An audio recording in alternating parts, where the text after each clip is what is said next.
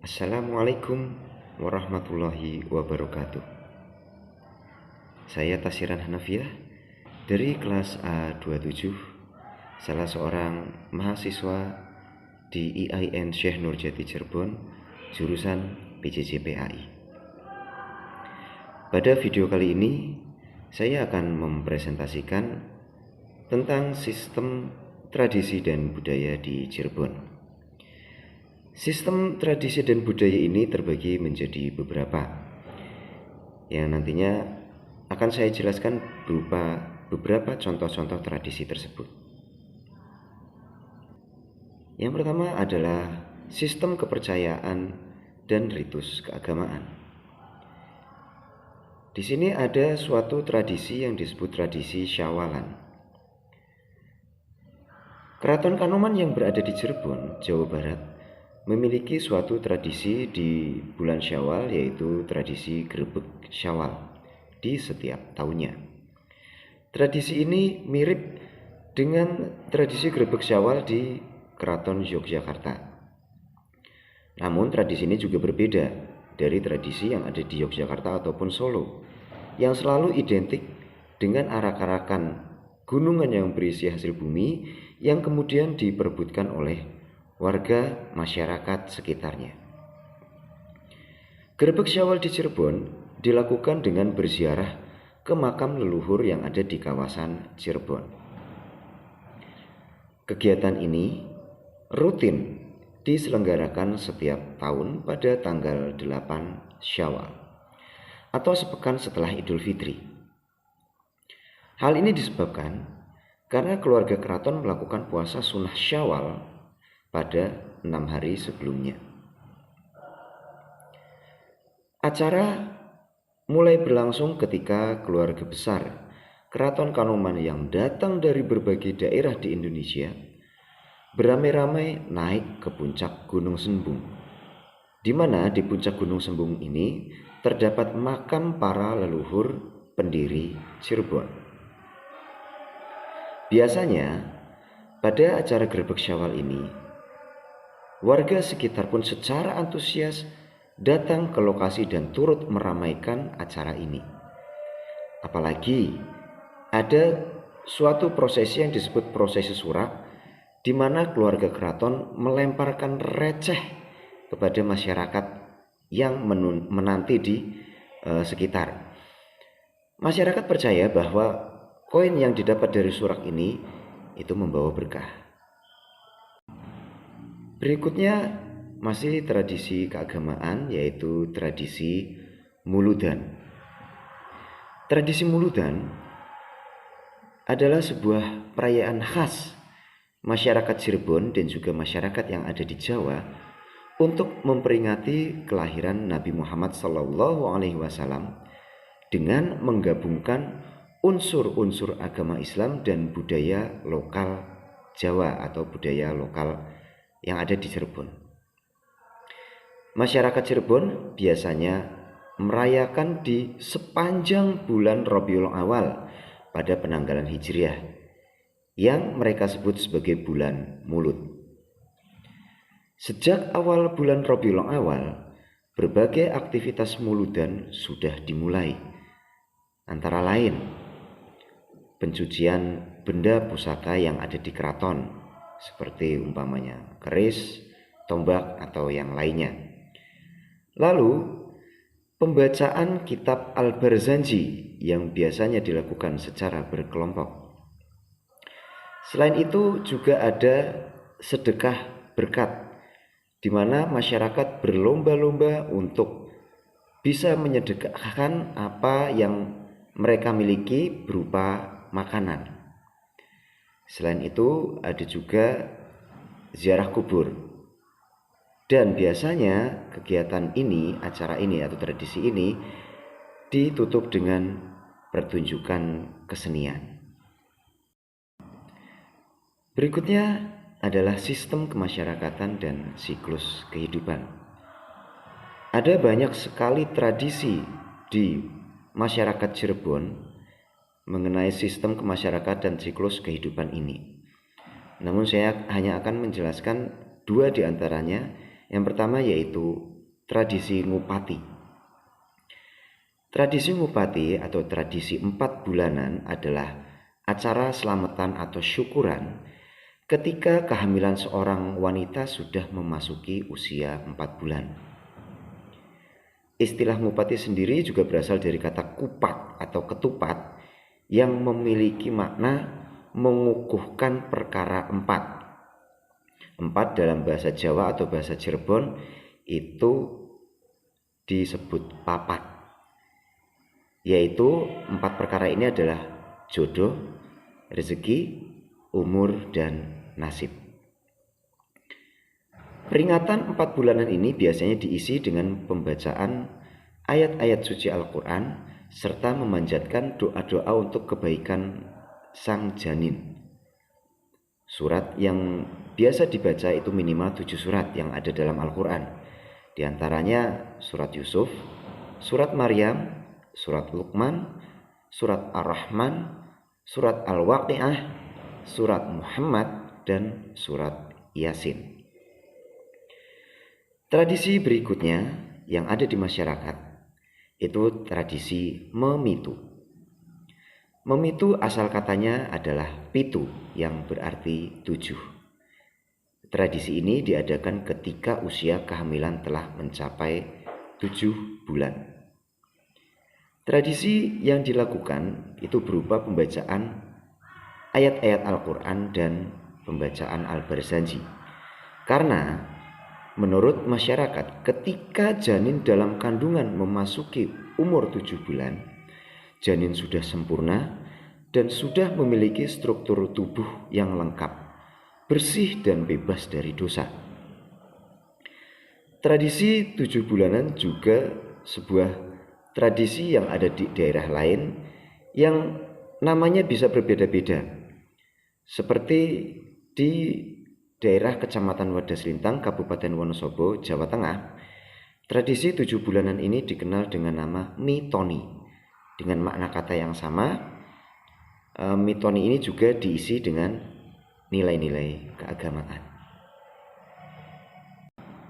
Berikutnya, sistem mata pencaharian dan ritus mata pencaharian. Contoh yang pertama di sini adalah tradisi sedekah bumi. Sedekah bumi ini berarti bersedekah kepada bumi atau berniat bersedekah untuk kesejahteraan bumi.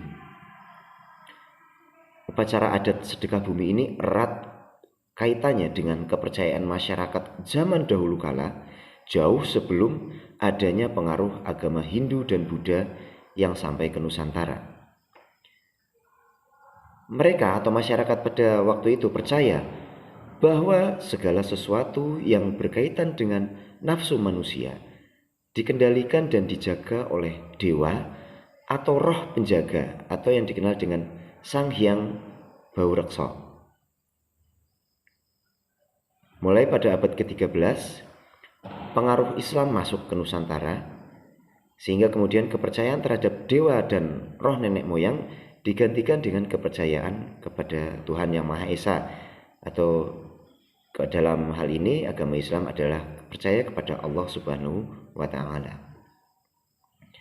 Upacara adat sedekah bumi di Cirebon dikenal dengan penggunaan srakalan, menyanyikan kidung-kidung, pencukilan tanah, lalu dilanjutkan dengan prosesi yang diikuti oleh seluruh lapisan masyarakat dan diadakan segala macam pertunjukan yang langsung diadakan di alun-alun Gunung Sembung. Tradisi berikutnya yang masih berhubungan dengan mata pencarian yaitu tradisi nadran. Nadran berasal dari kata nadar atau nazar yang berarti janji atau pemenuhan janji yang sudah kita janjikan sebelumnya, yaitu ucapan syukur atau selamatan atas hasil tangkapan laut sekali dalam setahun.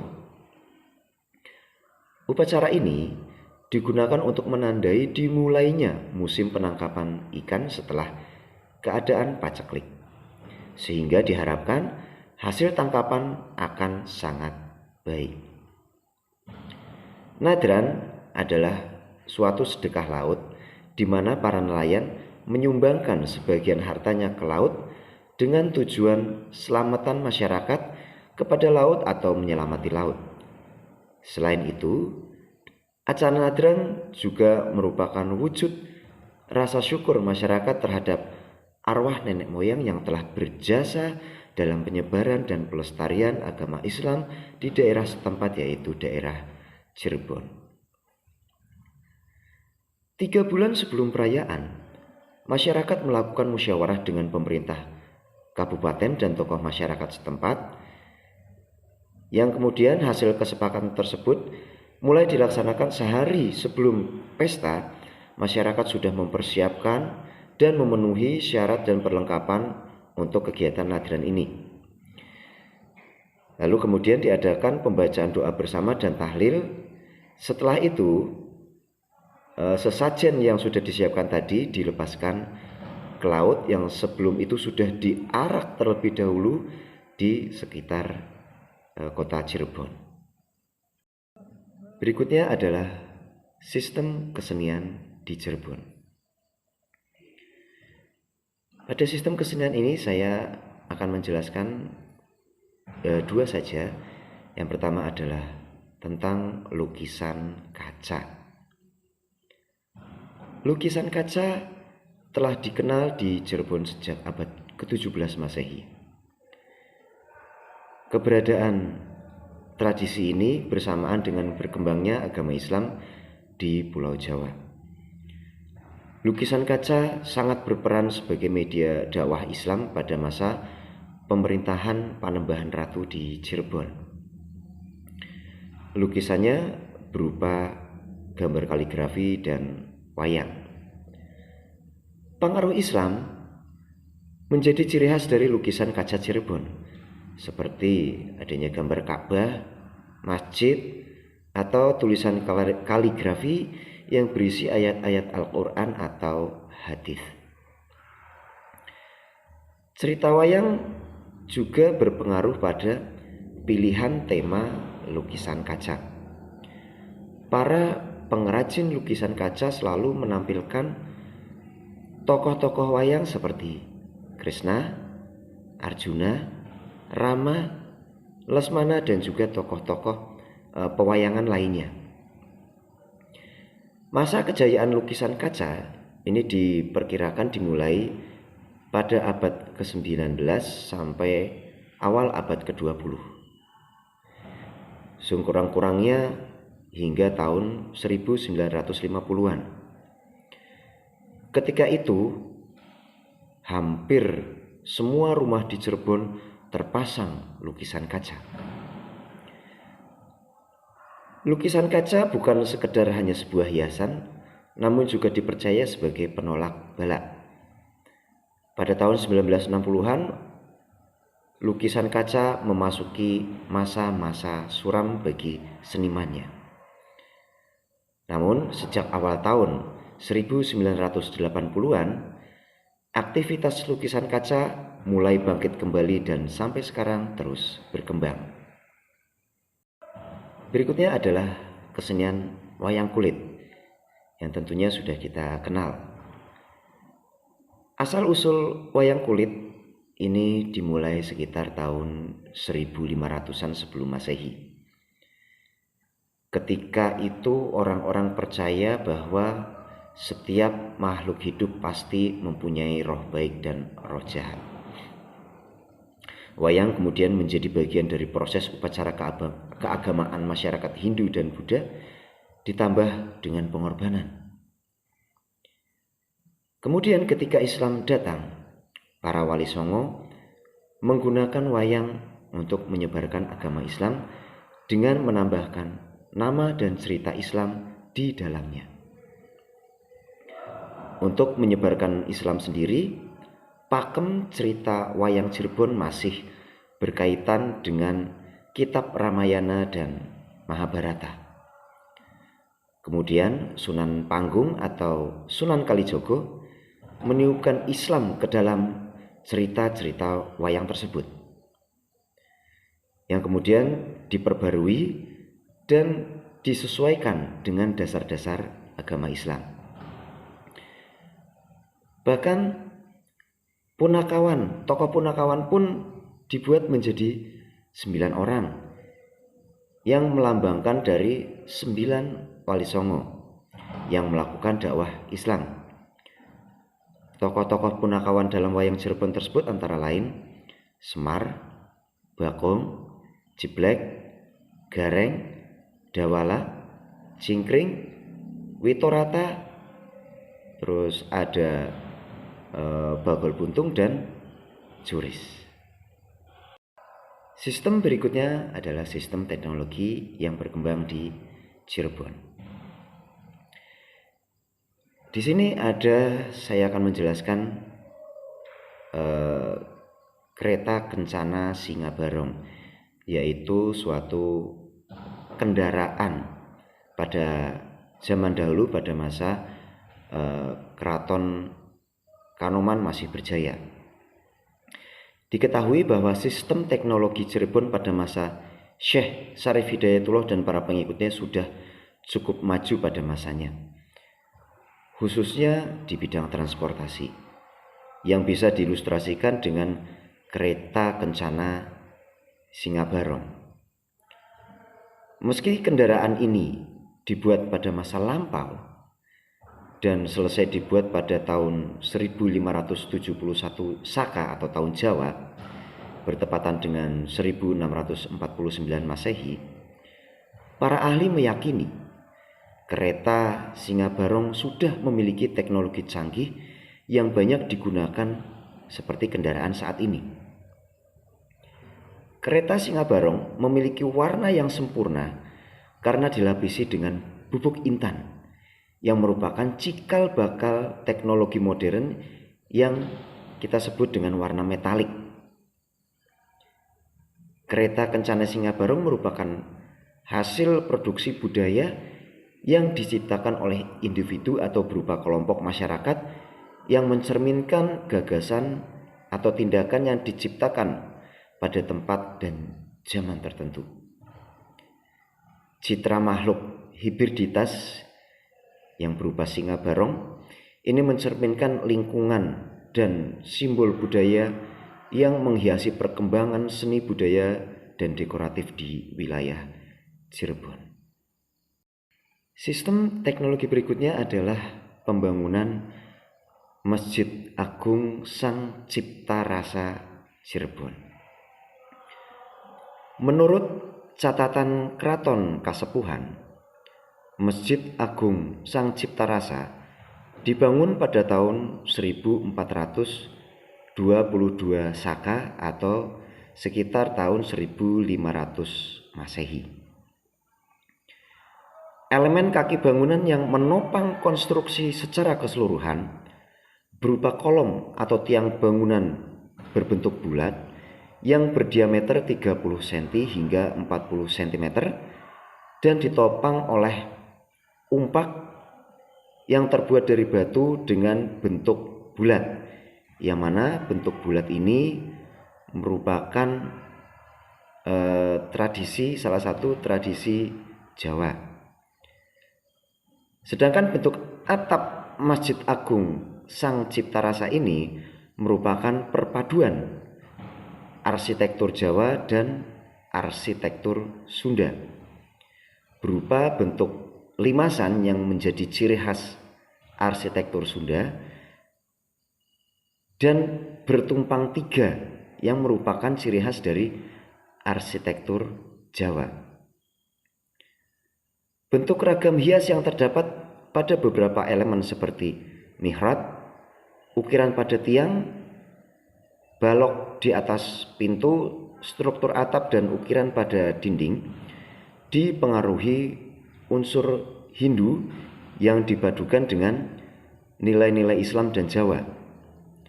Hal ini menunjukkan kepada kita terjadinya akulturisasi budaya pada zaman itu. Pembagian ruangan pada masjid itu meliputi ruang utama, ruang inti, mihrab, ruang serambi tengah dan juga ruang serambi depan, ruang pawestren, tempat wudhu, pemulihan jenazah, makam, dan masih ada sebagainya. Demikianlah presentasi yang dapat saya sampaikan. Terima kasih. Wassalamualaikum warahmatullahi wabarakatuh.